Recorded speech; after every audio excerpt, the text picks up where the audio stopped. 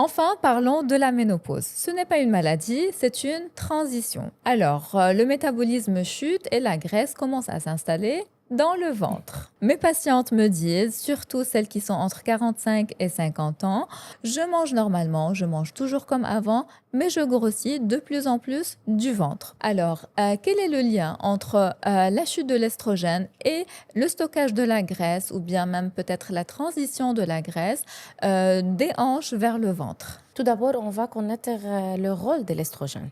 L'estrogène aide à repartir les graisses sur la hanche, les cuisses.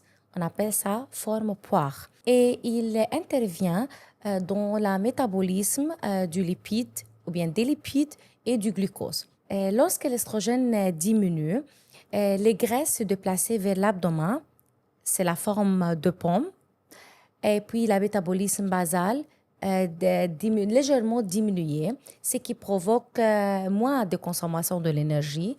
Et il y en a une résistance à l'insuline, ce qui favorise le stockage abdominal, ce qui augmente le risque de diabète, cholestérol et maladies cardiovasculaires. Au-delà du poids, à la ménopause, on perd une partie de la protection cardiovasculaire et osseuse. La chute des estrogènes fragilise les os et modifie la silhouette. Selon toi, quels sont les nutriments non négociables à cet âge? On dira que le nutriment riche en fer, en vitamine D, en calcium, en oméga 3, exposition au soleil, c'est tout. On dit que c'est le moment de devenir une Iron Lady.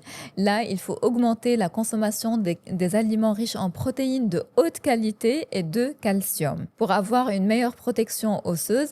Et aussi, il est important d'augmenter les renforcements musculaires, de ne pas travailler trop sur le cardio. Bien sûr, ça c'est très individuel d'une personne à l'autre, mais c'est à cet âge où on demande d'augmenter les renforcements musculaires. Et côté assiette, je recommande souvent de réduire aussi la consommation du sel parce que l'hypertension, elle est très fréquente chez les femmes à cet âge. On parle beaucoup du THS, le traitement hormonal de substitution.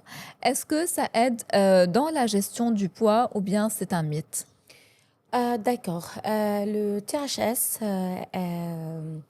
restaure partiellement la protection cardiovasculaire et osseuse.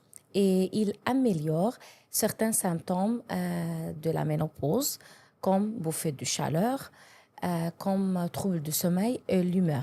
Mais il ne fait pas maigrir. Pour finir, avant de conclure, j'ai une petite série de mythes à vous proposer.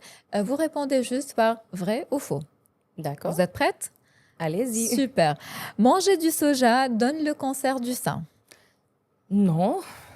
Ok. Il faut manger des dattes pour faciliter l'accouchement? On ne peut pas dire oui, on ne peut pas dire non. On peut dire qu'il aide quelque part. Ok, à un certain stade peut-être. Ouais.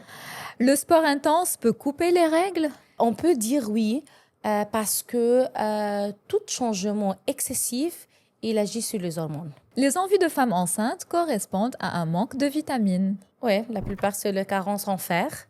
Mais exactement, c'est les changements hormonaux comme le bêta-HCG. Merci beaucoup, docteur, pour aujourd'hui.